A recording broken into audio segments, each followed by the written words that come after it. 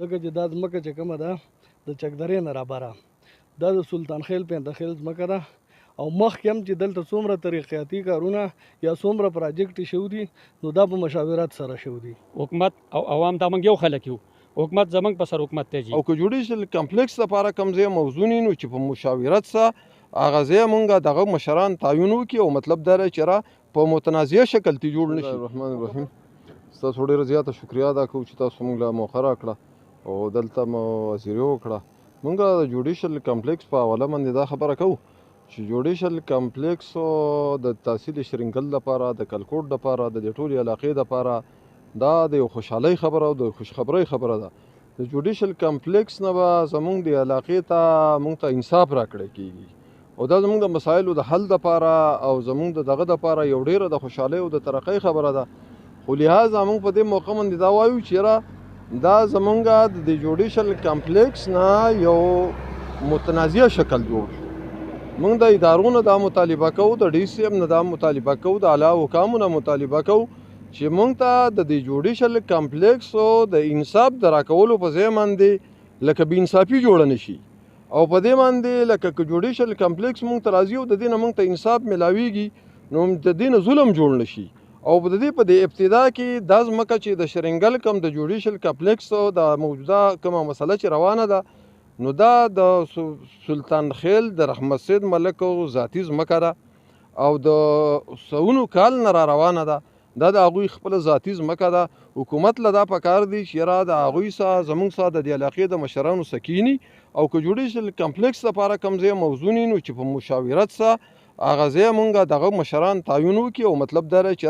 په متنازعه شکل تی جوړ نشي. او که فرض کو دغه ځای موضوع نه نو نورم په دې علاقه کې ډېرې ښایسته ښایسته ځمکې شته او موږ به په مشاورت سره په مصالحت سره د هغې دپاره جرګه وکړو، سلا به وکړو، دا خپله مسله به ډېرې غټې غټې مسلې په مذاکراتو حل کېږي. نو موږ دا وایو چې که فرض کو موږ پکې متاثره کېږو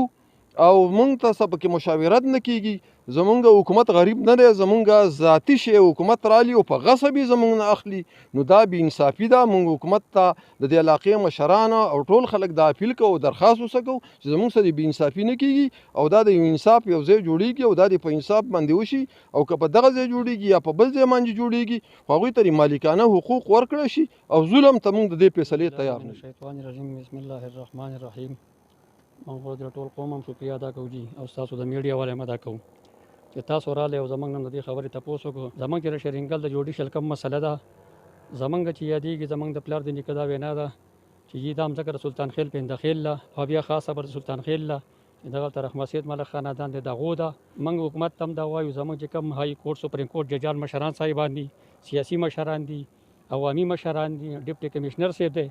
دا د راشي او د خلکو سره یقیني یو خبر اتره دی اوس وکړي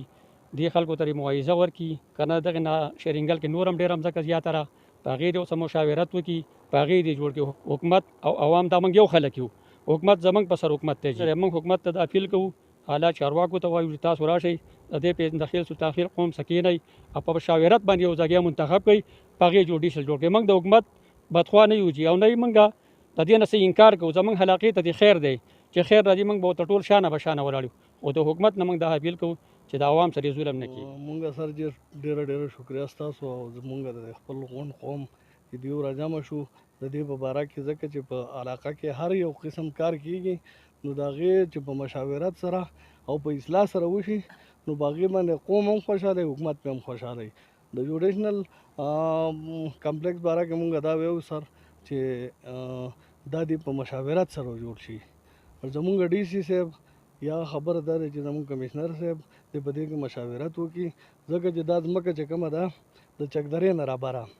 دا د سلطان خیل پینتخیل ځمکه ده او مخکې هم چې دلته څومره ترقیاتي کارونه یا څومره پراجیکټ شوي دي نو دا په مشاورت سره شوي دي او دا اوس چې کوم حالات راغلي دي نو دا د هم په مشاورت سره وشي نو حکومت هم د دې قوم دی او قوم هم د دې حکومت دی نو چې مشاورت سره کم اصلاح سره کم کار وشي په هغې کې د دې دنیا هم خیر او د آخرت پکې هم خیر.